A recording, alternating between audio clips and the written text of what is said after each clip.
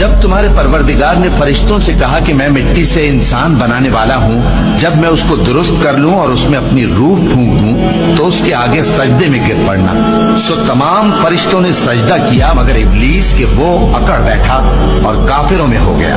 اللہ نے فرمایا کہ اے ابلیس، جس شخص کو میں نے اپنے ہاتھوں سے بنایا اس کے آگے سجدہ کرنے سے تجھے کس چیز نے منع کیا؟ کیا تو غرور میں آ گیا یا اونچے درجے والوں میں تھا؟ بولا کہ میں اس سے بہتر ہوں کہ تو نے مجھ کو آگ سے پیدا کیا اور اسے مٹی سے بنایا۔ فرمایا بس یہاں سے نکل جا، تو مردود ہے اور تجھ پر قیامت کے دن تک میری لعنت پڑتی رہے گی۔ کہنے لگا کہ میرے پروردگار، اچھا تو مجھے اس روز تک کہ لوگ اٹھائے جائیں مہلت دے۔ فرمایا کہ تجھ کو مہلت دی جاتی ہے اس روز تک جس کا وقت مقرر ہے۔